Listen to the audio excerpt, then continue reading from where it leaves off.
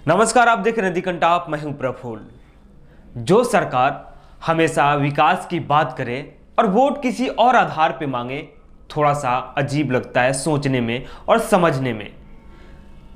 सरकारी पॉलिसी हो कि हमने विकास किया है, जनहित में काम किया है और जनता के लिए हमने नियम कायदे कानून बनाए हैं, लेकिन वो सरकार अगर जातिगत आधार पे, धर्म के आधार पे, रिलीजन के आधार पे अगर वोट मांगे तो आप क्या कहेंगे? इसको अपनी प्रतिक्रिया जरूर दीजिएगा, हमें कमेंट करके बताइएगा कि आप इस पे क्या सोचते हैं। हम आगे बढ़ते हैं। कल मुजफ्फरनगर में उत्तर प्रदेश के मुखिया योगी आदित्यनाथ का सम्मेलन था और पूरे उस सम्मेलन में, पूरे उस संबोधन में सिर्फ दो ही मुद्दे नजर आए।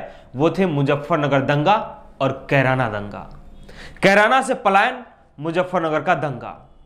योगी आदित्यनाथ अपने राज्य को कहते हैं कि हमारा राज्य सबसे सर्वश्रेष्ठ और उत्तम राज्य है।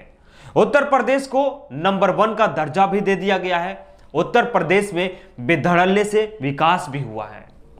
लेकिन इन सब के बावजूद भी अगर प्रदेश के मुखिया सिर्फ दंगा, फसाद और मंदिर मस्जिद के नाम पे अगर वोट मांगते फिरे तो ये अशोभनीय बात है, सोचने वाली बात है कि आखिर जब आपने 5 साल में विकास किया है तो आप विकास के मुद्दे पे क्यों नहीं वोट मांग रहे हैं। कल की भी एक रिपोर्ट का हवाला दे दूं मैं। एक रिपोर्ट आई है जिसमें लिखा है, योगी आदित्यनाथ ने ट्वीट करके, आदरणीय प्रधानमंत्री जी के कुशल मार्गदर्शन में अनुगमन का सुफल है कि लीड्स रिपोर्ट 2021 में उत्तर प्रदेश को शीर्ष सुधारक राज्य का दर्जा दिया गया। लीड्स यानी आगे में, नेतृत्व में। लीड्स रिपोर्ट्स 2019 की राष्ट्रीय क्रमांक सूची में 13वें स्थान पे था, यूपी था। अब वो 6ठे स्थान पे आ गया है। इसमें पहले स्थान पे गुजरात है। अब सोचिए, ऐसे ऐसे सूचकांक आ रहे हैं, ऐसे ऐसे रिपोर्ट्स आ रहे हैं कि उत्तर प्रदेश अच्छा काम कर रहा है, उत्तर प्रदेश की सरकार जनता के लिए काम कर रही है, फिर मंदिर मस्जिद पे वोट मांगना कहां तक जायज है? इन बातों को जरा सोचिएगा। अब उनकी कथनी और करनी में अंतर बता दूं और बातें आपको योगी आदित्यनाथ के मुंह से ही सुनाऊंगा। मुजफ्फरनगर दंगे को लेकर अपने संबोधन में क्या कहते हैं वहां के योगी आदित्यनाथ? कहते हैं कि मुजफ्फरनगर दंगा हो या कैराना का पलायन हमारे लिए राजनीतिक मुद्दा नहीं है, बल्कि प्रदेश एवं देश की आन बान और शान पर आने वाली आंच का मुद्दा है। वाकई है, क्योंकि देश की छवि धूमिल होती है साहब इन सब चीजों से। लेकिन भारतीय जनता पार्टी के नेताओं की करतूत क्या है, आप खुद सुनिए योगी आदित्यनाथ का बयान को, उसके बाद हम फिर आगे बढ़ते हैं। मुजफ्फरनगर का दंगा रहा हो या फिर कैराना का पलायन, ये हमारे लिए राजनीतिक मुद्दा नहीं, बल्कि प्रदेश और देश के आन मान और शान पर आने वाली आंच का मुद्दा रहा है। और हम लोग जब सत्ता में नहीं थे तब भी हम लोग कहते थे कि इस प्रकार की कायराना हरकतों को हम स्वीकार नहीं करेंगे। और सत्ता में आए तो अपराध और अपराधियों के प्रति जीरो टॉलरेंस की नीति के तहत कार्य प्रारंभ हुआ। कभी कैराना कस्बे में यहाँ के व्यापारी और यहाँ के नागरिकों को प्लान करने के लिए मजबूर करने वाले अपराधी आपने विगत 4.5 वर्ष के अंदर देखा होगा, स्वयं प्लान करने के लिए मजबूर हो गए। दूसरी वीडियो आपको सुनाते हैं। दूसरी वीडियो में हमारे योगी आदित्यनाथ बड़े मुस्कुराते हुए व्यंग अंदाज में बातें कह रहे हैं। उन बातों को सुनिए कि कैराना में पीएससी का गठन कर दिया गया है। अब कैराना में पीएससी पहरा देगी। बातें सुनिए, उसके बाद फिर बात करते हैं। पीएससी का जब डंडा चलेगा तो बड़े से बड़े दंगाई अपने आप ही दूसरे लोग की यात्रा करता हुआ दिखाई देगा।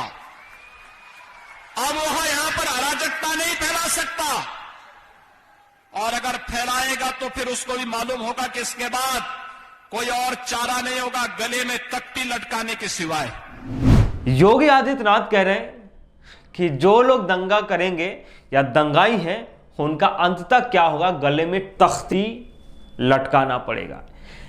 एक प्रदेश के मुखिया से यह उम्मीद तो नहीं की जा सकती, एक प्रदेश के मुखिया की इस तरह की बातें अशोभनीय है।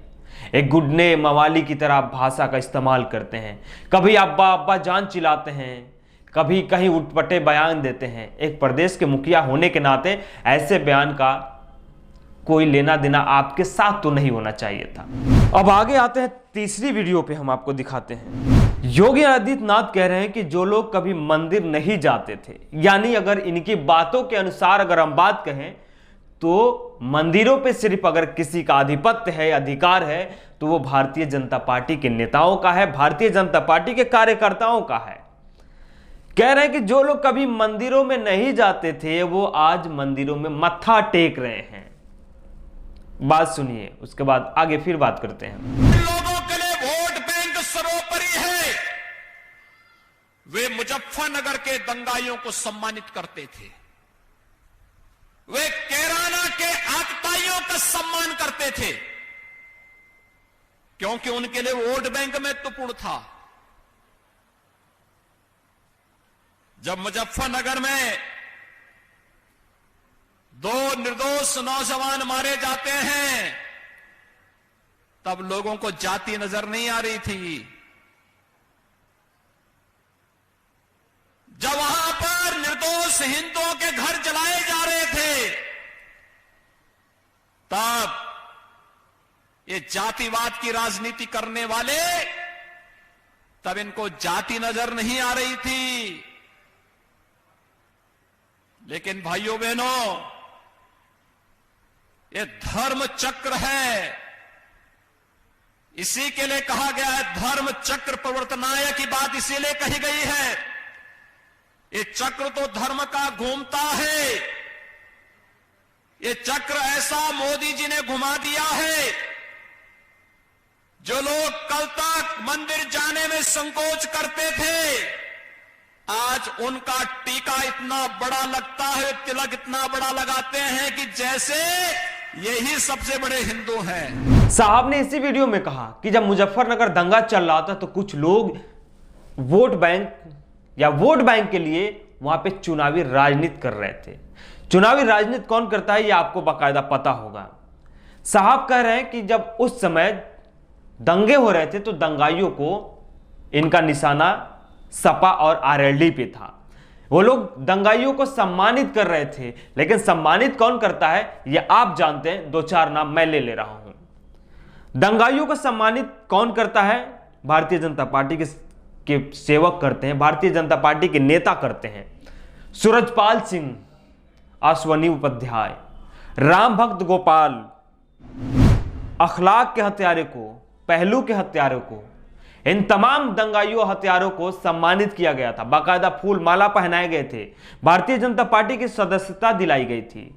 तो डिफरेंस आपको अंतर पता चल गया होगा कि सम्मानित कौन करता है। खैर, अब अंततः आपको मुजफ्फरनगर दंगे की तरफ ले चलता हूं कि उसका असली मास्टरमाइंड, उसका असली आरोपी कौन था।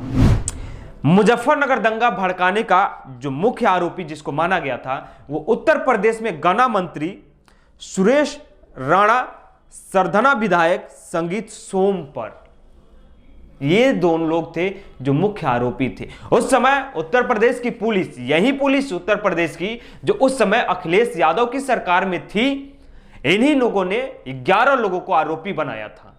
11 में और भी कई नाम शामिल है, आगे बताऊंगा। घटना 27 अगस्त 2013 की है। मलिकापुर में 2 ममेरे भाइयों सचिन और गौरव की हत्या कर दी जाती है। हत्या के बाद 7 सितंबर 2013 को नंगला मंदौड़ में जाटों के द्वारा एक महापंचायत बुलाया जाता है। उस महापंचायत में सुरेश राणा और संगीत सोम उपस्थित होते हैं। इन दोनों पे पुलिस ने उस समय भड़काऊ भाषण देने, दंगा भड़काने के आरोप में मुकदमा दायर किया। और भी लोग उसमें थे शामिल। एक एमपी श्याम भारतेंद्र सिंह थे, साध्वी प्राची थी, श्यामल नाम के एक व्यक्ति थे, यानी टोटल 11 लोग थे जिन पे पुलिस मुकदमा दायर करती है। लेकिन जब सरकार बदल गई, यही बोल रहे हैं योगी आदित्यनाथ कि उस कैराना और मुजफ्फरनगर दंगे को हमने, जब हमारी सरकार नहीं थी तब भी हमारे जहन में बात थी और अब भी है, यानी हमारी सरकार बनी तो हमने मामले को चेंज कर दिया। मामले में कई परिवर्तन किए। क्या किए कि जो दंगाई थे जिनके ऊपर मुकदमा दायर किया गया था, उन मुकदमों में सरकार का एक अधिकार होता है कि उन मुकदमों को वापस ले ले। सरकार ने लगभग 77 के करीब मुकदमे वापस लिए। अपने गन्ना मंत्री और अपने विधायक को भी उस FIR, उस मुकदमे से बरी करा दिया। तो पार्शियलिटी कौन कर रहा है, आप खुद सोचिए, समझिए। योगी आदित्यनाथ की 5 साल सरकार रही, आखिर चुनाव के समय ही कैराना और मुजफ्फरनगर याद क्यों आया? क्यों नहीं उन 5 सालों में आप कैराना से पलायन किए लोगों के लिए कोई योजना तैयार किया? क्यों नहीं मुजफ्फरनगर और कैराना में दंगा का दंश झेलने वाले व्यक्तियों के लिए आपने कोई ठोस नीति बनाई? आखिर चुनाव के समय में ही क्यों याद आया? दरअसल बात दोस्तों यह है कि भारतीय जनता पार्टी की सरकार बनाने के लिए हिंदू मुस्लिम का एजेंडा अगर ना लाया जाए तो शायद सरकार ना बने। अगर हिंदू मुसलमान किए बगैर भारतीय जनता पार्टी के नेताओं को 5 मिनट बोलने का वक्त दे दिया जाए तो जुबान लड़खड़ाने लगेगी, बोलने के पास उनके पास शब्द ही नहीं होंगे, क्योंकि हिंदू और मुसलमान ऐसे टॉपिक हैं जिससे भारतीय जनता पार्टी की साख बची है।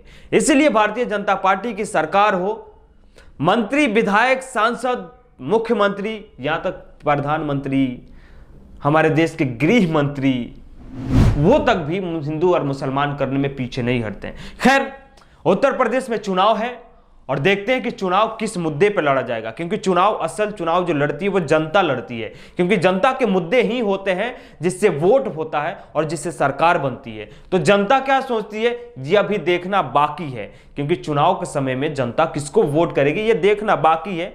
लेकिन रिझाने के लिए तमाम वादे, तमाम मुद्दे हैं जो आपके सामने परोसे जाएंगे। अगर हमारे चैनल को आप देख रहे हैं, अगर अभी तक लाइक नहीं किए हैं, सब्सक्राइब नहीं किए हैं, बेल आइकन नहीं दबाए हैं तो बेल आइकन दबाइए, सब्सक्राइब कीजिए। अगर फेसबुक पे देख रहे हैं तो फॉलो कीजिए। हम उत्तर प्रदेश से जुड़ी हर खबरें आप तक पहुंचाते रहेंगे।